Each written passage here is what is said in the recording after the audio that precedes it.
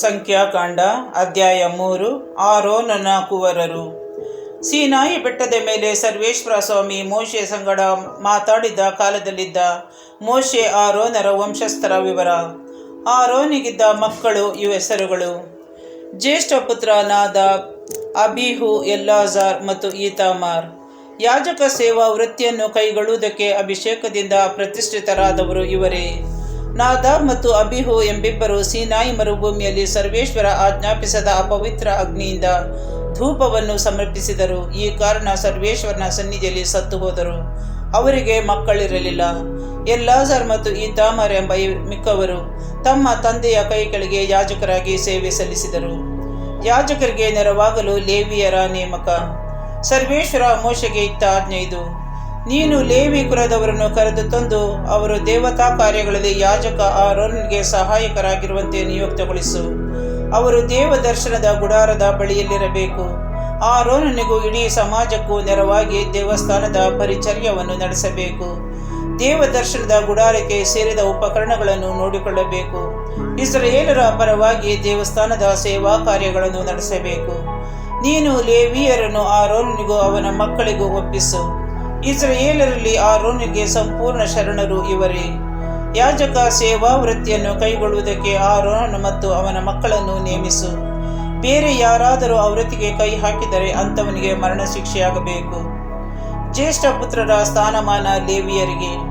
ಸರ್ವೇಶ್ವರ ಮೋಶೆಗೆ ಹೀಗೆಂದರು: ನಾನು ಇಸ್ರಾಯೇಲರಲ್ಲಿ ಜ್ಯೇಷ್ಠ ಪುತ್ರರಿಗೆ ಬದಲಾಗಿ ಲೇವಿಯರನ್ನೇ ಆರಿಸಿಕೊಂಡಿದ್ದೇನೆಂದು ತಿಳಿ. ಆದುದರಿಂದ ಲೇವಿಯರು ನನಗೆ ಸೇರಿದವರು, ನನ್ನ ಸ್ವತ್ತು. ವಾಸ್ತವವಾಗಿ ಇಸ್ರಾಯೇಲರ ಜ್ಯೇಷ್ಠರೆಲ್ಲರೂ ನನ್ನ ಸ್ವತ್ತು. ಈಜಿಪ್ಟ್ ದೇಶದಲ್ಲಿ ಜ್ಯೇಷ್ಠವಾದುದೆಲ್ಲವನ್ನು ನಾನು ಸಂಹಾರ ಮಾಡಿದಾಗ ಇಸ್ರಾಯೇಲರಲ್ಲಿಯೂ ಜ್ಯೇಷ್ಠ ಮನುಷ್ಯರನ್ನು, ಪಶು ಪ್ರಾಣಿಗಳನ್ನು ನನ್ನ ಸ್ವಂತಕ್ಕಾಗಿ ಪ್ರತಿಷ್ಠಿಸಿಕೊಂಡೆ.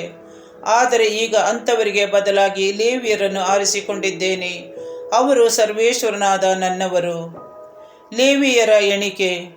ಸರ್ವೇಶ್ವರ ಸೀನಾಯಿ ಮರುಭೂಮಿಯಲ್ಲಿ ಮೋಶೆಗೆ, ನೀನು ಲೇವಿಯರಲ್ಲಿ 1 ತಿಂಗಳು ಮತ್ತು ಮೇಲ್ಪಟ್ಟ ವಯಸ್ಸಿನ ಗಂಡಸರನ್ನೆಲ್ಲ ಗೋತ್ರ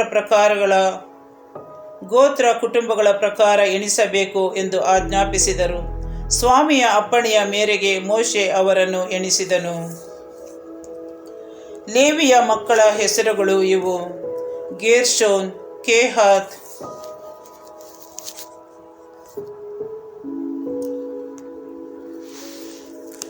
ಲೇವಿಯರ ಎಣಿಕೆ.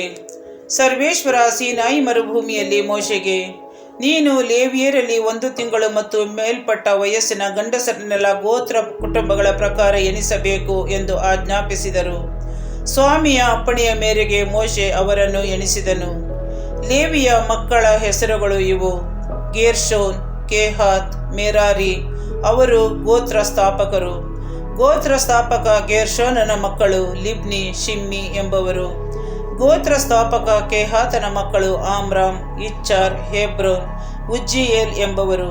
ಮೆರಾರಿಯ ಮಕ್ಕಳು ಮಹ್ಲಿ, ಮೂಷಿ ಎಂಬವರು. ಗೋತ್ರ ಕುಟುಂಬಗಳ ಪ್ರಕಾರ ಇವರೇ ಲೇವಿಯ ವಂಶದವರು. ಗೇರ್ಷೋನ್ ವಂಶದವರಲ್ಲಿ ಲಿಬ್ನಿ ಗೋತ್ರದವರು, ಶಿಮ್ಮಿ ಗೋತ್ರದವರು ಇದ್ದರು.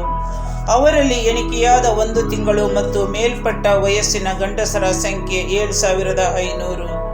ಗೇರ್ಷೋನ್ಯರ ಕುಟುಂಬಗಳವರು ದೇವದರ್ಶನದ ಗುಡಾರದ ಹಿಂದುಗಡೆ, ಅಂದರೆ ಪಶ್ಚಿಮ ದಿಕ್ಕಿನಲ್ಲಿ ತಮ್ಮ ಡೇರೆಗಳನ್ನು ಹಾಕಿಕೊಳ್ಳಬೇಕಾಗಿತ್ತು.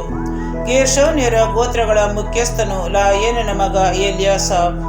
ದೇವದರ್ಶನದ ಗುಡಾರದ ಉಪಕರಣಗಳಲ್ಲಿ ಗೇರ್ಷೋನನ ವಂಶದವರು ನೋಡಿಕೊಳ್ಳಬೇಕಾದವುಗಳು ಇವು: ಗುಡಾರ, ಅದರ ಮೇಲಿನ ಡೇರೆಯ ಬಟ್ಟೆ, ಅದರ ಹೊದಿಕೆ, ದೇವದರ್ಶನದ ಗುಡಾರದ ಬಾಗಿಲಲ್ಲಿರುವ ಪರದೆ, ಗುಡಾರದ ಮತ್ತು ಬಲಿಪೀಠದ ಸುತ್ತಲಿರುವ ಅಂಗಳದ ತೆರೆಗಳು, ಅಂಗಳದ ಬಾಗಿಲಿನ ಪರದೆ ಮತ್ತು ಅವುಗಳ ಹಗ್ಗಗಳು. ಇಂತಹ ಎಲ್ಲ ವಿಧವಾದ ಸೇವೆಯನ್ನು ಗೇರ್ಷೋನ್ಯರು ಮಾಡಬೇಕಾಗಿತ್ತು. ಕೇಹಾತ್ ವಂಶದವರಲ್ಲಿ ಆಮ್ರಾಮ್ ಗೋತ್ರದವರು, ಇಚ್ಚಾರ್ ಗೋತ್ರದವರು, ಹೆಬ್ರೋನ್ ಗೋತ್ರದವರು ಹಾಗೂ ಉಜ್ಜಿಯೇಲ್ ಗೋತ್ರದವರು ಇದ್ದರು. ಅವರಲ್ಲಿ ದೇವಸ್ಥಾನ ನೋಡಿಕೊಳ್ಳತಕ್ಕವರು, ಅಂದರೆ 1 ತಿಂಗಳು ಮತ್ತು ಮೇಲ್ಪಟ್ಟ ವಯಸ್ಸಿನ ಗಂಡಸರ ಸಂಖ್ಯೆ 8600. ಕೇಹಾತ್ಯರ ಕುಟುಂಬಗಳವರು ದೇವದರ್ಶನದ ಗುಡಾರದ ದಕ್ಷಿಣ ದಿಕ್ಕಿನಲ್ಲಿ ತಮ್ಮ ಡೇರೆಗಳನ್ನು ಹಾಕಿಕೊಳ್ಳಬೇಕಾಗಿತ್ತು. ಈ ಕೇಹಾತ್ಯರ ಗೋತ್ರಗಳ ಮುಖ್ಯಸ್ಥನು ಉಜ್ಜಿಯೇಲನ ಮಗ ಎಲಿಜಾಫನ್. ಅವನು ನೋಡಿಕೊಳ್ಳಬೇಕಾದವುಗಳು ಇವು: ಮಂಜೂಷ, ಮೇಜು, ದೀಪಸ್ತಂಭ, ವೇದಿಕೆಗಳು, ದೇವಸ್ಥಾನದ ಸೇವೋಪಕರಣಗಳು ಮತ್ತು ಒಳಗಣ ತೆರೆ, ಇಂಥ ಎಲ್ಲ ವಿಧವಾದ ಸೇವೆಯನ್ನು ಅವರು ಮಾಡಬೇಕಾಗಿತ್ತು. ಇದಲ್ಲದೆ ಮಹಾಯಾಜಕ ಆರೋನನ ಮಗ ಎಲ್ಲಾಜಾರನು ಲೇವಿಯರ ಮುಖ್ಯಸ್ಥರಿಗೆ ಅಧ್ಯಕ್ಷನಾಗಿದ್ದ. ದೇವಸ್ಥಾನವನ್ನು ಕಾಯುವವರಿಗೆ ಮೇಲ್ವಿಚಾರಕನಾಗಿದ್ದ. ಮೆರಾರಿ ವಂಶದವರಲ್ಲಿ ಮಹ್ಲಿ ಗೋತ್ರದವರು ಮತ್ತು ಮೂಷಿ ಗೋತ್ರದವರು ಇದ್ದರು. ಇವರಲ್ಲಿ ಎಣಿಕೆಯಾದ 1 ತಿಂಗಳ ಮತ್ತು ಮೇಲ್ಪಟ್ಟ ವಯಸ್ಸಿನ ಗಂಡಸರ ಸಂಖ್ಯೆ 6200. ಮೆರಾರಿಯರ ಗೋತ್ರಗಳ ಮುಖ್ಯಸ್ಥನು ಅಬಿಹೈಲನ ಮಗ ಚೂರಿಯೇಲ್.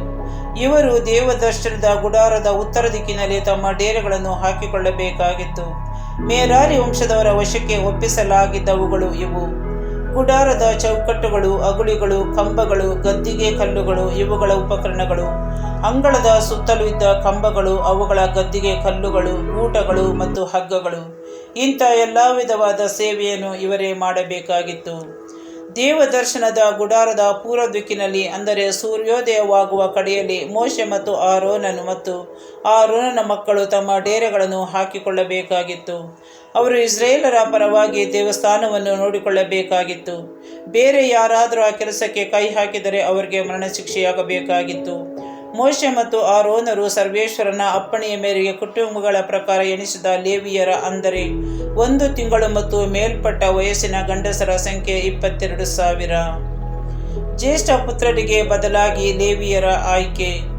ಸರ್ವೇಶ್ವರ ಮೋಶೆಗೆ, ನೀನು ಇಸ್ರಾಯೇಲರಲ್ಲಿ 1 ತಿಂಗಳು ಮತ್ತು ಮೇಲ್ಪಟ್ಟ ವಯಸ್ಸಿನ ಜ್ಯೇಷ್ಠ ಪುತ್ರರನ್ನು ಹೆಸರು ಹಿಡಿದು ಎಣಿಕೆ ಮಾಡು.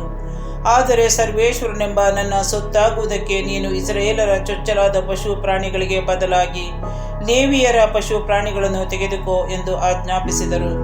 ಸರ್ವೇಶ್ವರನ ಅಪ್ಪಣೆಯ ಮೇರೆಗೆ ಮೋಶೆ ಇಸ್ರಾಯೇಲರಲ್ಲಿದ್ದ ಜ್ಯೇಷ್ಠರಾದವರನ್ನೆಲ್ಲ ಎಣಿಕೆ ಮಾಡಿದನು. ಹೆಸರಿಡಿದು ಎಣಿಕೆಯಾದವರ, ಅಂದರೆ 1 ತಿಂಗಳ ಮತ್ತು ಮೇಲ್ಪಟ್ಟ ವಯಸ್ಸಿನ ಗಂಡಸರ ಸಂಖ್ಯೆ 22,273. ಸರ್ವೇಶ್ವರ ಮೋಶೆಗೆ ಆಜ್ಞಾಪಿಸಿದ್ದೇನೆಂದರೆ, ನೀನು ಇಸ್ರಾಯೇಲರ ಜ್ಯೇಷ್ಠರಿಗೆ ಬದಲಾಗಿ ಲೇವಿಯರನ್ನು ಮತ್ತು ಅವರ ಚೊಚ್ಚಲಾದ ಪಶು ಪ್ರಾಣಿಗೆ ಬದಲಾಗಿ ಲೇವಿಯರ ಪಶು ಪ್ರಾಣಿಗಳನ್ನು ತೆಗೆದುಕೋ. ಲೇವಿಯರೇ ನನ್ನ ಸೊತ್ತು, ನಾನು ಸರ್ವೇಶ್ವರ. ಲೇವಿಯರ ಸಂಖ್ಯೆಗಿಂತ 273 ಮಂದಿ ಜ್ಯೇಷ್ಠರು ಇಸ್ರಾಯೇಲರಲ್ಲಿ ಹೆಚ್ಚಾಗಿದ್ದಾರೆ. ಆದುದರಿಂದ ಅವರನ್ನು ವಿಮೋಚಿಸುವುದಕ್ಕಾಗಿ ತಲೆ ಒಂದಕ್ಕೆ 5 ಬೆಳ್ಳಿ ನಾಣ್ಯಗಳಂತೆ ಈಡು ತೆಗೆದುಕೋ. ದೇವರ ಸೇವೆಗೆ ನಿಗದಿಯಾದ ನಾಣ್ಯಗಳ ಮೇರೆಗೆ ತೆಗೆದುಕೊಳ್ಳಬೇಕು. ಆ ಹೆಚ್ಚಾಗಿರುವವರ ವಿಮೋಚನೆಗಾಗಿ ಅವರು ಕೊಡುವ ಹಣವನ್ನು ಆರೋನನಿಗೂ ಅವನ ಮಕ್ಕಳಿಗೂ ಕೊಡು ಎಂದರು. ಅದರಂತೆಯೇ ಮೋಶೆ ಲೇವಿಯರಿಗಿಂತ ಹೆಚ್ಚಾದ ಜ್ಯೇಷ್ಠರನ್ನು ವಿಮೋಚಿಸುವುದಕ್ಕಾಗಿ ಹಣವನ್ನು ತೆಗೆದುಕೊಂಡನು. ದೇವರ ಸೇವೆಗೆ ನಿಗದಿಯಾದ ನಾಣ್ಯದ ಮೇರೆಗೆ 1365 ನಾಣ್ಯಗಳನ್ನು ತೆಗೆದುಕೊಂಡನು. ಸರ್ವೇಶ್ವರನ ಆಜ್ಞೆಯಂತೆ ವಿಮೋಚನೆಯ ಹಣವನ್ನು ಆರೋನನಿಗೂ ಅವನ ಮಕ್ಕಳಿಗೂ ಕೊಟ್ಟನು.